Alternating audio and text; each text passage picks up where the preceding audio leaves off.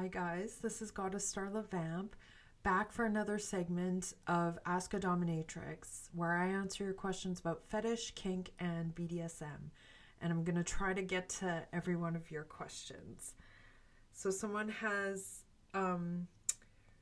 written, what is the psychology behind cross-dressing? And this is something that I've touched on before in my other videos. And it's a very loaded concept, and it's worth coming at it from a lot of different angles to try to unlock the reasons and the situations behind this kind of, if you want to call it a behavior. And it's something that we like to do, including myself. I like to put on a suit and tie and pretend I'm in a Annie Lennox music video, so I would consider that cross-dressing. It's a kind of exploration and seeing yourself in a different perspective from a different angle, and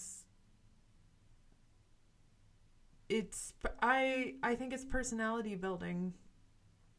As for men dressing as women, the difference of putting the clothes on and taking them off as a transformation. I think the concept of crossing over is very attractive. Something about the grass is greener on the other side is this concept throughout human history that just does not go away. And cross-dressing is one of those things you get to cross back. You get to go to the other side where the grass is greener, check it out, and then come back. And then maybe you learn a thing or two. And I think something about this behavior, a rush of adrenaline, exploring these things, it's very attractive and seducing. And a kind of escapism. I know it's not the same thing, but sometimes one of my girlfriends would go out of town and I would house sit for her, and she said, you can wear my clothes for a session. You can wear my latex dress. And I would sort of pretend I'm going to be my friend. I'm going to dress up like her for a day. I'm in her apartment wearing her things, using her riding crop. It's a nice little escapism. Maybe you want this idea that you're slipping into shoes that are bigger than yours and you want to try to learn how to fill them. And if you're dressing up as someone, it's because you admire them. So I think dressing, if you're a man dressing as a woman, it can come from a place of admiration. And it's also the attractiveness of secrecy. It's this nice little secret that you have with yourself. I know, well, not that I actually know firsthand, but I have people write to me that their wife will go out of town and the husband will wear her clothing and she has no idea. Absolutely no idea. So I think that secrecy in itself, the addiction of, okay, I'm going to put the clothes back exactly as they were so my wife will not notice. And this becomes a habit. And it's a transformation.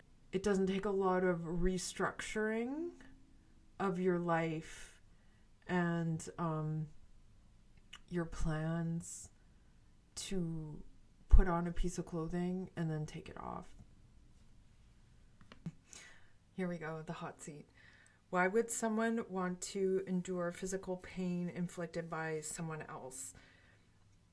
So there's a lot of angles that this can come from. And I think I'm going to start with the sense that it's for attention, for companionship, and for thrill seeking when it's done the right way, when it's consensual and caring and a conversation and coming from a place of respect. One person should not be overriding the other person. That's not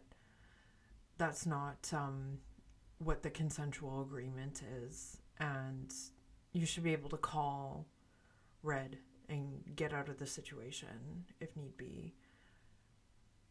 But it can create a social bond, and it's also an experiment in mutually seeing how the other person reacts. So it's kind of a study. What is so alluring about suffering for someone? I think that's a tough question, actually. It's hard to unpack. I think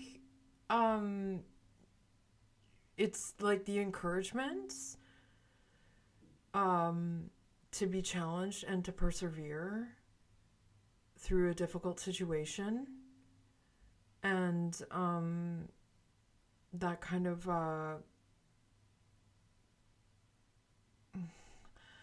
the guiding hand. We want to believe in benevolence and some kind of benevolent force. So we want to believe in someone who can take a step before us and we can follow. I think it gives us trust in the world that there is guidance and there is someone with a plan and who will put thought into it. We want to be able to trust people.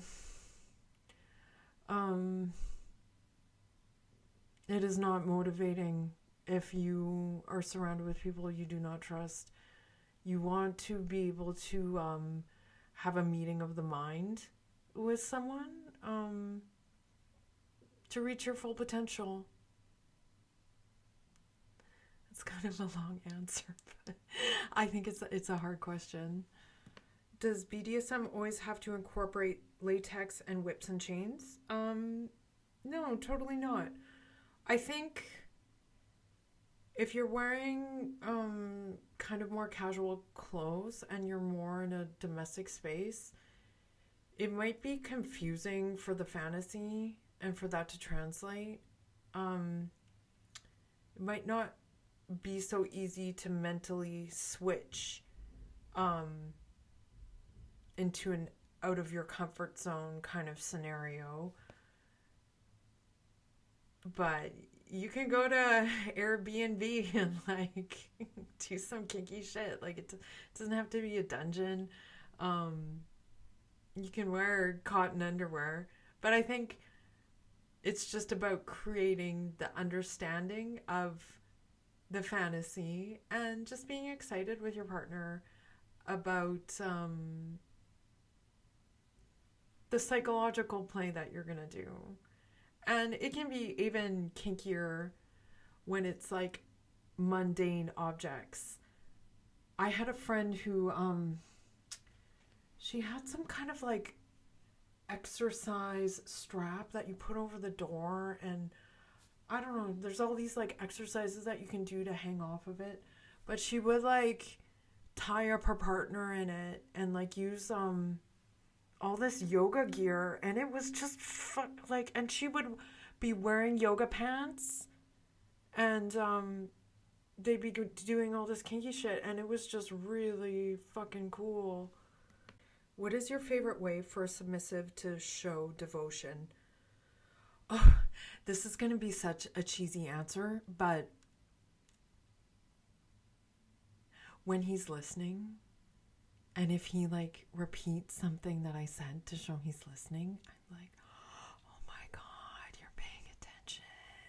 This is great, because it shows that he's there to get outside of himself and to just not be in his head and be self-serving for everything that's happening.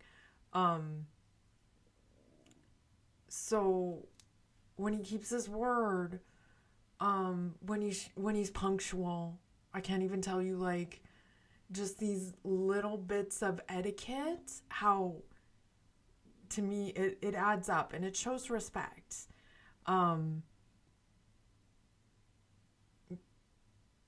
Because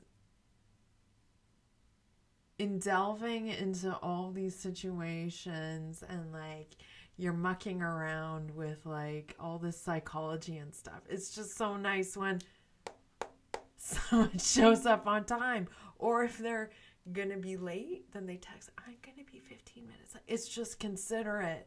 So it's just so nice to have just basic manners and politeness, and it's just so attractive to show communication and that the person is trying and they're trying their best to explain their fantasy. And aside from that, it's like just sort of a courtesy check-in, or if like something, if situations are all over the place, and it's just nice, like someone check in, are you okay? And it just shows that they see me as a person, and to me that's like, that is devotion, is like, yes, you can be this fantasy lady, but I know you're real and I'm just checking in. Why would a guy want to be in a chastity device?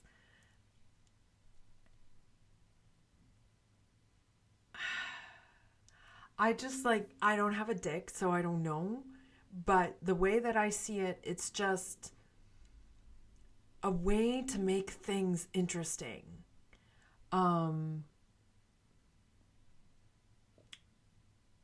It's physically challenging, but I think it's more for the mind fuck of it, and it's just thrilling. It's the hot button. The dick is the hot button, and you're just playing around with fire and like trying to figure out what makes yourself tick.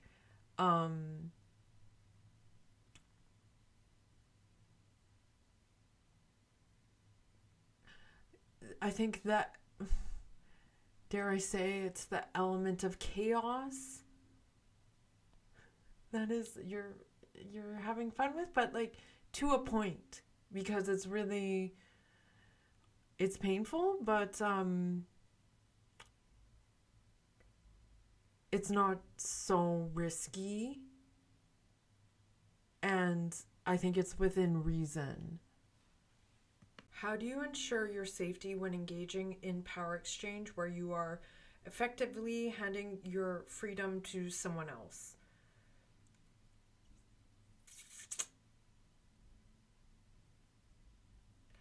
You can tell a friend, I'm going over here, I'm doing this, I'm gonna call you at this time. You do want to be safe. We are reasonable people, and it's not for self-sabotage or anything like that. So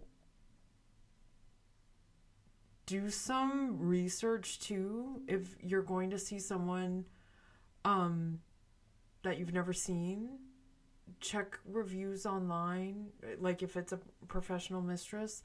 I know I was playing with someone and people would ask me for a reference, like, is this guy okay? Like, how did you find him? So ask references, just ask around, learn what their reputation is, and then just make the best educated decision that you can. And a lot of A lot of playing is instinct, and if you just have a bad feeling, don't do it. Don't question that feeling. The term "go with your gut." It will lead you. It will steer you in the right direction. Communication is key in any relationship. It seems like it would be especially critical in a power exchange type relationship. How do you ensure you get honest answers from someone who is obviously enamored by you and worships you? Or they therefore might just tell you what you want to hear? That's tricky, because if you're flustered or you sort of get into like a subspace and you're willing to do whatever, if you're not going to give that information, then you're just not going to know what it is. You're not going to know otherwise. So it's up to you, and it's your responsibility as a submissive going in to see a mistress to give her honest answers. And you don't have to do just everything that she wants to do. Make it clear at the beginning of the session, I'm into this, and tell her, I want to communicate what I want to do, because you can just have it steered in a direction where you end up doing something and you're doing it just to be nice and you don't want to like break the spell, but it's your body. You're the one that showed up. You don't have to do anything you don't want to do. Just communicate. Because if you're not telling her, otherwise she's not going to know. We aren't mind readers, so communication is key. That's all for today. Thank you for joining me, and I will see you guys again.